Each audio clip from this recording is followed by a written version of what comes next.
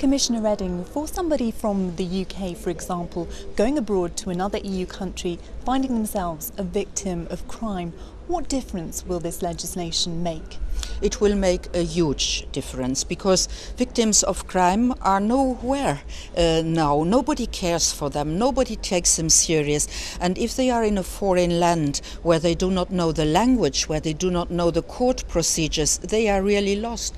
I got this experience with this wonderful British woman, Maggie Hughes, who told me about the story she had lived with her son, who got beaten down on an island in the south, and she went there to help him. She didn't understand the language. She didn't know to whom to address herself. She didn't know how to help her son. And so she came to me and she said, please make European law, which then has to be applied in all member states, so that what happened to me doesn't happen to another mother. And this was for me really the basis for what I was trying to build up.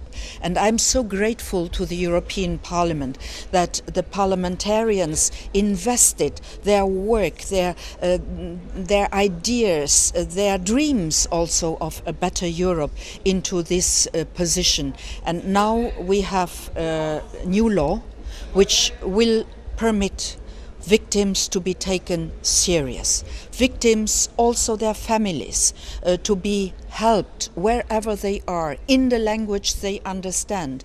Victims to be able to participate in court procedures. Victims to be protected in order not to be victimized a second time. So this shows that the Europe of the citizens is moving forward in a very strong way. You mentioned the case of Maggie Hughes and her son Robbie. I know it's a story that has touched you. How important do you think her story has been in convincing people that this legislation was so badly needed?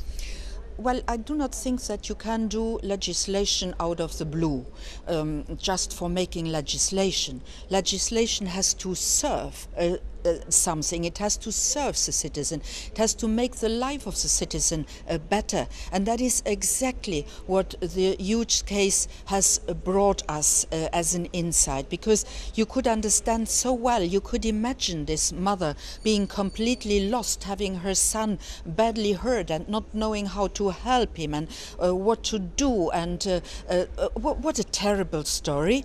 And that this kind of stories don't happen again. That was the motto of the work in the European Commission and in the European Parliament, working together in order to help citizens who, wherever they go in Europe, should feel at home, should feel comfortable, should know they have their rights and they are taken serious. That is the Europe we are building for the men, the women and the children of this continent. You mentioned in the press conference that Maggie Hughes' son Robbie still has ongoing health issues. How proud, though, do you think she can feel that actually out of something so terrible, something good has come in the form of this legislation? I was very impressed by this mother, because Maggie did not come to say, I need help for my son and please give me here or there. She just said, I went through a terrible experience and my son went through a terrible experience, and I would not like any other son of any other mother to go through such an experience. And I would like, well, these kinds of things happen all the time. It will happen to the next mother, to the next father, to the next wife or husband, to the next child. But then at least they should know that there is somebody to help them, that they will be taken care of, that they will be respected in their status as victims. And that is the most important, thanks to Maggie.